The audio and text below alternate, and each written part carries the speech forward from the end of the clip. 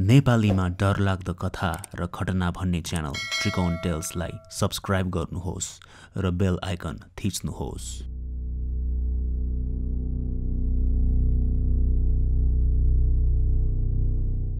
यमराजको वर्णन हामीले किताबहरूमा गरेको हेरे र सुने अनुसार उनीहरू भैँसीमा चढी आउँछन्, स्वयं लामा लामा सिङ भएका काल। तर आजको श्रृङ्खलामा दुई श्रोताहरूले कालको वर्णन बेग्लै तरिकाले गर्नुभएको छ। उहाँहरूले आफैले देख्नु भएको र महसुस गर्नुभएको सत्य घटना लेखी पठाउनु भएको छ।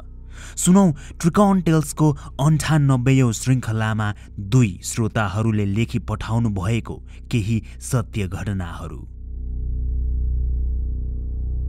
पहिलो श्रोता। मेरो नाम कृतिका। अरूको डरलाग्दो घटनाहरू सुन्दा सुन्दै मलाई पनि मेरा केही अलौकिक घटनाहरू श्रोताहरूमाझ पुर्याउने इच्छा भयो। मसँग पनि त्यस्ता धेरै घटनाहरू भएका छन्। म काठमाडौँमा बस्छु। यो कुरा 7-8 वर्ष अगाडिको हो।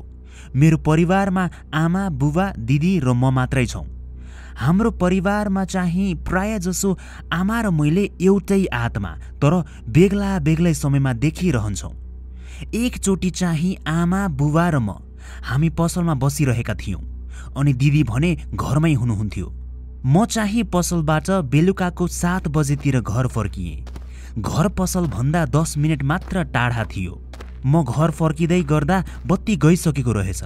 हाम्रो घरमा चाहिँ भर्याङमा सधैँ बत्ती बालिरहेकै हुन्थ्यो, किनभने भर्याङ दिउँसै अलिअलि अँध्यारो हुन्थ्यो। तर त्यस दिन भने बत्ती गएकोले भर्याङमा बत्ती थिएन। मेरो कोठा चाहिँ ठ्याक्कै त्यस भर्याङको छेउैमा थियो। म कोठातिर पस्नै लागेकी थिएँ। मैले एउटा कालो छाया मभन्दा केही भर्याङको खुड्किलामाथि एउटा कुनामा देखेँ। मेरो दिमागमा अनेक थरी कुराहरू खेलिरहेको थियो। त्यही भएर म खासै केही निष्कर्षमा नपुगी त्यहाँ हेरी मात्रै रहेँ। मैले त्यहाँ केही देखेको जस्तो लागेर पनि होला म उभिएर हेरिरहेकै थिएँ। त्यसरी हेर्दा हेर्दै एकैछिनमा त्यो कालो छाया त भित्ताबाट स्वाट्टै बाहिर निस्किएको जस्तो देखेँ। हेर्दा पुड्के पुड्के खुट्टाहरू पातलो र सानो, तर जिउ भने अलि हट्टा कट्टा जस्तो। अनि त्यसको टाउको चाहिँ कुनै गोलो खरबुजा जस्तो र आँखाहरू पनि एकदम ठुला ठुला। अनि सबैभन्दा डरलाग्दो त त्यसको मुख थियो। एउटा कानदेखि अर्को कानसम्म च्यातिएको जस्तो। अनि निकै डरलाग्दो लामा लामा टेढे मेढे दाराहरू। अँध्यारोमा म त्यसरी हेरी बसिरहेको भएर होला मेरो आँखाले बिस्तारै त्यसलाई राम्ररी देख्दै थियो। अनि त्यो बिस्तारै पाइला अघि अघि सार्दै मतिर आउन खोजिरहेको देखेँ। त्यसको जिउ भने हरेक पाइलासँगै फुल्दै थियो, अघि भन्दा अहिले ठुलो भई। म भने कुरै कुराको सोचमा डुबेकोले आफूले अगाडि के हेरिरहेकी छु, के देखिरहेकी छु ध्यान नै दिएकी थिइनँ। तर जब त्यसले भर्याङको एउटा खुड्किला टेकी ओर्लियो तब म होसमा आएँ। तब मैले अगाडि जे देखिरहेकी थिएँ त्यो देखेर आत्तिन थालेँ। निकै डरलाग्दो ठुला ठुला आँखा गरी मुख पनि गरेर मलाई समाउला झैँ गर्दै मतिर आउने प्रयास गर्दै थियो। म झस्किएर आफ्नो छेउमा रहेको कोठाभित्र पसी ढोका लगाइहालेँ। भित्र गई स्वाँ स्वाँ गर्दै लामो लामो सास फेर्दै बसेँ। मेरी दिदी भित्रै हुनुहुन्थ्यो अनि उहाँलाई सुनाएँ। त्यसपछि हामी दुवैजना कोठाबाट बाहिर निस्कियौँ। म पछाडि, दिदी भने मेरो अगाडि। तर भर्याङको त्यो कुना खाली नै थियो। अनि केही समयमा आमा र बुबा पनि आउनुभयो र मैले आमालाई पनि सबै कुरा सुनाएँ। आमाले भन्नुभयो कि उहाँले पनि मैले भनेकै जस्तो छाया भर्याङको त्यही कुनामा 4 दिन जति अगाडि देख्नु भएको थियो। अनि जसरी मतिर आएको थियो आमातिर पनि त्यसै गरी आएकोले उहाँ पनि आत्तिनु भएको थियो। मलाई यी कुराहरू सुनाउनु भयो। त्यसपछि मैले धेरै दिनसम्म त्यही भर्याङको कुनातिर हेर्दै सजग भई चनाखो भई हरेक पल्टको ओह्रो दोहोरोमा ध्यान दिन्थेँ। तर त्यसपछि त्यसलाई मैले कहिल्यै देखिनँ, न त मेरी आमाले नै देख्नुभयो। त्यो कस्तो खालको आत्मा थियो, छायाबाट बाहिर कसरी आयो, त्यो म अहिले पनि बुझ्न सक्दिन र त्यसको अनुहार त अहिले पनि बिर्सिन सक्दिन। डर पो लागेर आउँछ। यो चाहिँ मेरो मामा घरको घटना। मेरो मामा घरको हजुरबुबा डाक्टर हुनुहुन्थ्यो। त्यही भएर उहाँलाई कहिले कुन अस्पतालमा धेरै समय काम हुन्थ्यो त कहिले अर्कै अस्पताल। एकचोटि चाहिँ हजुरबुबा हेटौँडाको एउटा अस्पतालमा धेरै समय काम गर्नुपर्ने भएकोले उहाँ सपरिवार लिएर त्यहीँ सर्नु भएको थियो। मेरी आमा, मेरो मामा सबैजनाहरू त्यस बेला सानै हुनुहुन्थ्यो, यस्तै 9-10 वर्षका।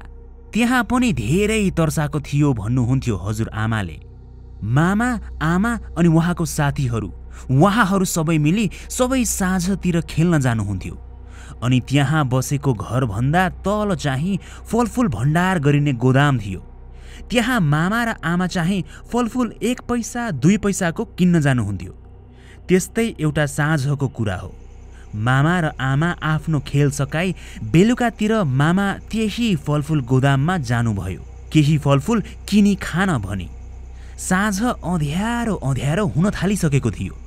उहाँहरू चाहिँ प्राय पछाडिको झ्यालमा झुन्डिएर त्यहीँबाट माग्नुहुन्थ्यो। मामा पनि त्यस साँझ त्यही झ्यालमा झुन्डिराख्नु भएको थियो। अनि मामाको खुट्टामा कसैले समातेको जस्तो मामालाई महसुस भयो। मामा चाहिँ साथीहरू वा बहिनीले किन चल्दैछन् भनेर खुट्टा फाल्नुभयो। अघि नसम्म पैतालातिर काउकुती चलाइरहेको जस्तो भएको, अब भने त्यो हात त माथि माथि सर्दै मामाको कम्मरमै आइसकेको थियो। मामा त्यसरी झ्यालमा चढेर बस्नु भएको बेला मामाको कम्मरको लुगा सरेको थियो अनि कम्मरमा पनि फेरि काउकुती लगाएको जस्तो हुन थाल्यो। मामाले सुरुमा त केही चराहरूको प्वाखले पैतालामा समाई काउकुती लगाएको भन्ठान्नु भएको थियो, तर जब कम्मरमा हात पुग्यो तब उहाँले त्यो हात कुनै रौँ भएको हात रहेको थाहा पाउनुभयो। मामाले को जिस्किरहेको होला भनेर तलतिर हेर्दा भने एकदम ठुलो कालो ख्याक लामा राता जिब्रो निकालेर पो बसिरहेको देख्नुभयो। त्यो देख्न साथ मामा आत्तिएर आबुई भन्दै एक्कासी तर्सेर हाम फाली कुद्दै घरतिर जानुभयो। अनि हजुरआमालाई सुनाएपछि हजुरआमाले सबै झ्याल ढोकाहरू बन्द गर्न लगाउनु भयो। त्यस्तो कालो ख्याकले त्यसरी समायो भने चाहिँ मान्छेको मृत्यु हुन सक्ने भन्छन्। त्यही भएर हजुरआमा पनि साह्रै आत्तिनु भएको थियो। तर धन्न मामालाई केही भएन। ख्याकहरू जसलाई ख्या पनि भनेर उच्चारण गरिन्छ, उनीहरू चाहिँ नेवारी दन्त्य कथाका जीवहरू हुन् जो एकदम रौँ भएका लामा राता जिब्रा भएका यस्ता हुने गर्छन्। एउटा अलौकिक शक्तिहरू हुन्। मानिन्छ कि सेतो ख्याकले कुनै घरमा अपार सम्पत्ति र सुख दिन्छ भने कालो ख्याकले दुःख मात्रै। अनि त्यस्ता कालो ख्याकहरूले चाहिँ कुनै मान्छेलाई भेटेमा काउकुती लगाई मार्ने गर्छन् पनि भनिन्छ। लक्ष्मी माताकै वरिपरि बसी सम्पत्तिको जोगो गर्ने ख्याक प्राय पुराना घरका बुइगेल, अँध्यारो कोठा र भण्डारण कोठाहरूमा भेटिने पनि भनिन्छ।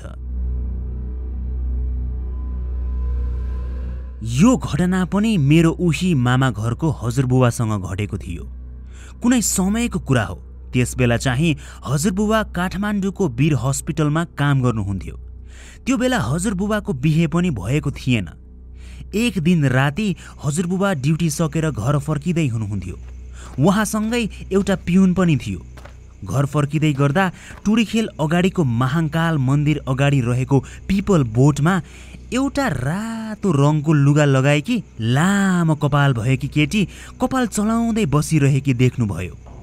हजुरबुवाले हामीलाई यो घटना सुनाउँदा सधैँ यही कुरामा जोड दिनुहुन्थ्यो कि त्यस केटीको कपाल यस्तो राम्रो थियो कि एकदम चम्किलो, हेर्दै एकदम मुलायम होला जस्तो, अनि पानीले भिजी झनै सुन्दर भएको जस्तो, भर्खर नुहाएर आएको जस्तै थियो। हजुरबुवाले यति राति यो केटी किन यहाँ बसिरहेछे भनेर सोच्नुभयो अनि सँगै रहेको पिउनलाई पनि सोही नै भन्नुभयो। पिउनले चाहिँ त्यसको नजिक नजानु साहेब, घर हिँड्नु भन्दा पनि हजुरबुबा भने मान्दै मान्नु भएन। त्यो केटीको अनुहार हजुरबुबालाई साह्रै नै हेर्न मन लाग्यो अनि त्यसको पछि पछि जानुभयो। आफूले त्यत्रो रोक्न खोज्दा पनि नमानेपछि पिउन भने डराए। म घर जान्छु साहेब भन्दै हतार हतार त्यहाँबाट हिँड्यो। हजुरबुबा त्यसरी पिपल बोर्डतिर बिस्तारै पुग्दा भने त्यस केटी त उठेर हिँड्न थाली। हजुरबुबा चाहिँ बिस्तारै त्यस केटीलाई पछ्याउँदै जानुभयो। केटी पनि बिस्तारै हिँडिरहेकी थिए। हजुरबुबा चाहिँ त्यस केटीलाई हेर्न पाए हुने भनेर दङ्ग पर्दै त्यसलाई पछ्याउँदै जाँदा विष्णुमती खोलातिर पुग्नुभयो। हजुरबुबालाई भने आफू त्यहाँसम्म पुगेको ध्यान नै भएन। त्यो केटी त्यहाँ खोलामा पुगेपछि भने एकदम चर्को डरलाग्दो आवाजमा चिच्याए। त्यसको त्यो रोदन सुन्ने बित्तिकै हजुरबुबाको दिमाग चङ्गा भएको जस्तो बिउजिएको जस्तो भई झस्किनु भयो अनि एकदम डराउन थाल्नुभयो। त्यही बेला जब हजुरबुबाले त्यस केटीलाई निहाल्न थाल्नुभयो त्यसको खुट्टा त उल्टो पो देख्नुभयो अनि दायाँ बायाँ कतै नहेरी पछाडि फर्किएर घरतिर बेतोडले कुद्नुभयो। बाटोमै कति पटक लड्दै पर्दै जसो तसो घर गई घरको दैलोमा पनि लड्नुभयो अनि भोलिपल्टदेखि त उहाँ साह्रै बिरामी पर्नु भएको थियो रे। यो चाहिँ म 8 कक्षामा हुँदाको कुरा हो। जिल्ला स्तरीय परीक्षाको लागि म बिहान सबेरै 5 बजे ट्युसन जान्थेँ। मेरो साथी सधैँ मेरै घरको बाटो हुँदै विद्यालय जाने भएको भएर सधैँ मलाई लिन आउँथ्यो। एक दिन उसले मलाई बिहानै 4:30 बजेतिर आइजो मलाई लिन, एक्लै आउनै डर लाग्छ भनेको थियो। त्यही भएर म भोलिपल्ट बिहानै 4:30 बजेतिर त्यसलाई लिन गएँ। माघको महिना थियो, त्यही भएर एकदमै अँध्यारो थियो। चिसो हुस्सु लागेर जाडो पनि धेरै थियो। म घरबाट निस्किन लाग्दा आमाले टर्च लाइट लिएर जा भन्नुभएकोले मैले टर्च लाइट लिएर हिँडेँ। गल्ली गल्लीको बाटो हुँदै म जाँदै थिएँ। बिहानै 4:30 बजेतिर, त्यो पनि माघको चिसोको बेला। कोही मान्छेहरू उठेका थिएनन्। अँध्यारोमा म टर्च लाइट बालेरै हिँडिरहेकी थिएँ। त्यहाँ 3 बाटो चोकमा पुग्ने बेला एक्कासी मेरो हातमा रहेको टर्च लाइट आफै बन्द भयो अनि त्यहीँ उभिएर लाइट अन गर्न खोजेँ, तर अन नै भएन। जति थिच्दा पनि अन हुँदै भएन।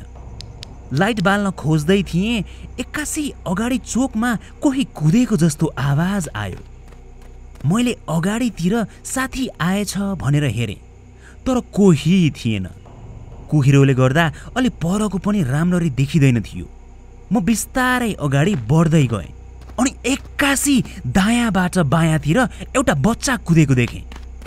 मैले साथीले भाइ लिएर आएछ, बच्चा मान्छे दौडिन्छन् नि भन्ने सोचेर साथी अगाडि नै होला भनी हेर्दै हिँडेँ। बेला बेला नाम पनि बोलाइ उसलाई आवाज दिएँ, तर केही प्रतिक्रिया आएन। पुरै सुनसान थियो। फेरि त्यो बच्चा बायाँबाट दायाँतिर कुद्यो। हेर्दा त्यो यस्तै 3-4 वर्षको हो कि जस्तो देखिन्थ्यो, तर मेरो साथीको भाइ त्यति सानो थिएन। मैले को बच्चा रहेछ यति बिहानै साथमा कोही मान्छे त देख्दिनँ भनी वरिपरि हेरेँ। डर लाग्न थाल्यो। त्यो बच्चा त्यसरी दायाँबाट बायाँ बायाँबाट दायाँ एकदम तेज कुदिरहेकै थियो। त्यस्तो तेज मैले कोही कुदेको देखेकै थिइनँ। मुटु चिसो भएर आयो। त्यस्तो केही समय भइ नै रह्यो। मलाई डर लागेर आयो। हातको त्यस्तो राम्रो टर्च लाइट पनि आफै निभेकोले पनि म त्यही गल्लीमा उभि नै रहेँ। यस्तै 2 मिनेट जतिपछि मेरो साथी दायाँको गल्लीबाट आयो अनि मेरो हातको टर्च लाइट पनि आफै झिप झिप हुँदै बल्यो। मैले साथीलाई तैँले कोही बच्चा कुदेको देखिस् भनेर सोधेँ। त्यसले मलाई निन्द्रामै छस् कि क्या हो, यस्तो चिसोमा त्यो पनि यस्तो सबेरै को बच्चा हिँड्छ भनेर प्रश्न गर्यो। मैले साथी डराउँछ भनेर केही भनिनँ। त्यो बच्चो त कुनै मान्छे त पक्कै होइन भन्ने मलाई लागिसकेको थियो। म ट्युसन पढेर घर आएँ। बिहान 9 बजेतिर खाना खानको लागि भनी अनि त्यही बेला मैले आमालाई बिहान देखेको सबै कुराहरू भने। आमाले भन्नुभयो कि त्यही गल्लीमा बिहानको 5 बजेतिर एउटी बुढी आमै बित्नु भएको थियो रे। त्यो मान्छे होइन, काल थियो। त्यसले बाटो भुलेर यताउता गरेको होला भन्नुभयो। त्यो सुनेपछि मेरो जिउ नै सिरिङ्ग भएर आयो। त्यसपछि हामी त्यति सबैरै हिँड्न छाड्यौँ। बरु ढिलै होस् अलि उज्यालो हुन लागेपछि जान थाल्यौँ।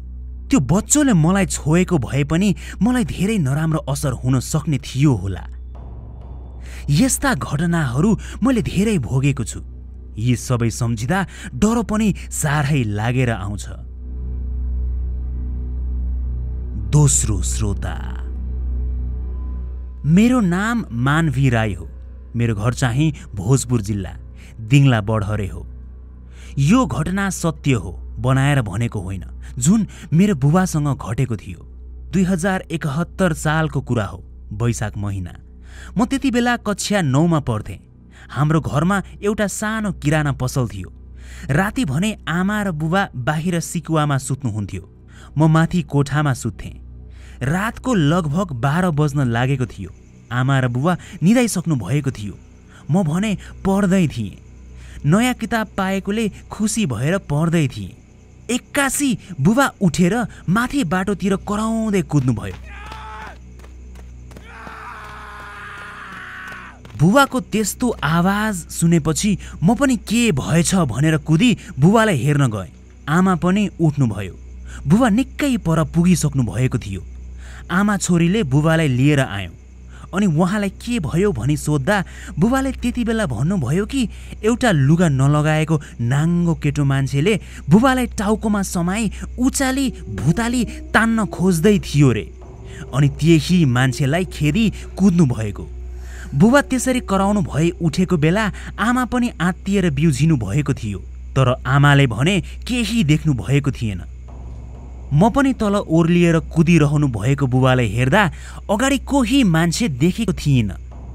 भोलिपल्ट बुबा आमासँग झगडा गर्न थाल्नुभयो। तैँले को केटा बोलाएको थिइस् भनेर। मलाई त्यसले किन टाउकोमा समायो भन्दै। मैले बुबालाई कोही थिएन भनेर धेरै सम्झाउन खोजेँ, तर बुबा मान्नु भएन। अनि फेरि कोही पसल चोर्न आएको हुनुपर्छ भनेर प्रहरीलाई खबर गर्छु भनी गाउँघरका मान्छेहरूलाई बटुल्नु भयो। सबैलाई त्यो घटना पनि सुनाउनु भयो। अनि मैले मान्छे चिन्नु भएको छ भने ठिकै छ, नभए के गर्नुहुन्छ भनी सोद्धा उहाँले आफूले त्यस मान्छेलाई कहिल्यै नदेखेको र नचिनेको भन्नुभयो। वैशाख 10 गते त्यो अनौठो घटना घटेको थियो। त्यसपछि बिस्तारै जीवन फेरि पहिलेकै जस्तो हुँदै थियो, सामान्य हुँदै थियो। एक्कासी वैशाख 21 गते बुबाको निधन भयो। 11 दिनको फरकमा उहाँ बित्नुभयो। न केही रोग थियो न केही व्यथा नै। गाउँका सबैलाई पनि त्यस घटनाको बारेमा थाहा भएकोले हुँदा त्यही रातको कारण, त्यही अदृश्य नाङ्गो मान्छेको कारण उहाँको मृत्यु भएको हो भनेर यकिनको साथ म भन्न सक्छु। त्यो अदृश्य मान्छे मृत्यु थियो कि के त्यो मलाई थाहा छैन, तर त्यसरी अचानक निधन भएको देख्दा यो घटना म कहिल्यै बिर्सिदिनँ।